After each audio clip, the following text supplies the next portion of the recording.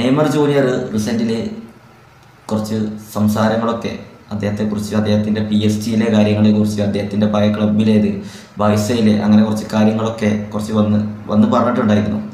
അതിൽ അദ്ദേഹത്തോട് ചോദിച്ചൊരു കാര്യം, താങ്കളുടെ സ്വപ്നങ്ങൾ, അദ്ദേഹത്തിൻ്റെ സ്വപ്നങ്ങളെ കുറിച്ചിട്ട്, അതായത് ചെറുപ്പത്തിൽ അദ്ദേഹത്തെ സ്വപ്നങ്ങളെ കുറിച്ചൊക്കെ ചോദ്യം വന്നിട്ടുണ്ടായിരുന്നു. നെയ്മറോട് ചോദിച്ചത് ഇങ്ങനെയാണ്: പെലെയുടെ റെക്കോർഡ് താങ്കൾ മറികടന്നു. ബ്രസീലിയൻ നാഷണൽ ടീമിന് വേണ്ടിയിട്ട് സ്കോറിൻ്റെ എണ്ണത്തിൽ പെലെയുടെ റെക്കോർഡ് താങ്കൾ മറികടന്നു.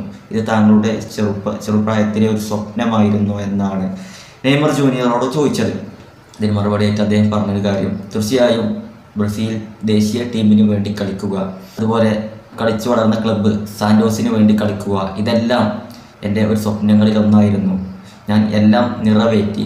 ഇപ്പോൾ നിലവിൽ ബ്രസീലിൻ്റെ ടോപ്പ് സ്കോററാണ് ഞാൻ. അതുപോലെ തന്നെ എനിക്ക് ഏറ്റവും മികച്ച ക്ലബ്ബുകളിൽ, ഏറ്റവും വലിയ ക്ലബ്ബുകളിലൊക്കെ പോയി കളിക്കാൻ കഴിഞ്ഞു. ദേശീയ ടീമിന് വേണ്ടിയിട്ട് ഞാൻ എൻ്റെ കൈവതും പ്രവർത്തിച്ചു കൊണ്ടിരിക്കുന്നു, ഞാൻ നേടിക്കൊണ്ടിരിക്കുന്നു. എന്നെ സംബന്ധിച്ചിടത്തോളം ഇതെല്ലാം എൻ്റെ ഒരു സ്വപ്നമായിരുന്നു എന്നാണ് നെയ്മർ ജൂനിയർ മറുപടി പറഞ്ഞത്. അദ്ദേഹം ഇപ്പോൾ കളത്തിന് പുറത്താണ്. ഇനിയിപ്പോൾ ഈ അടുത്ത ജനുവരിയിലൊക്കെ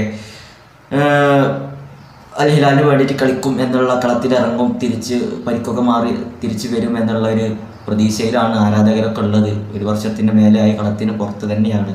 അതുപോലെ തന്നെ അടുത്ത ബ്രസീലിൻ്റെ വേൾഡ് കപ്പ് ക്വാളിഫയർ മാച്ചുകളിലും അദ്ദേഹം അവൈലബിൾ ആകും എന്നുള്ള ഒരു പ്രതീക്ഷയുണ്ട്. അർജന്റീന vs കൊളംബിയ മത്സരങ്ങളൊക്കെയാണ് ബ്രസീലിന് ഇനി അടുത്തതായിട്ട് വരുന്ന. ആ ഒരു മത്സരത്തിലൊക്കെ ആയിരിക്കാം ബ്രസീലിന് വേണ്ടിയിട്ട് ഇനി അദ്ദേഹം കളത്തിലിറങ്ങുന്നത്.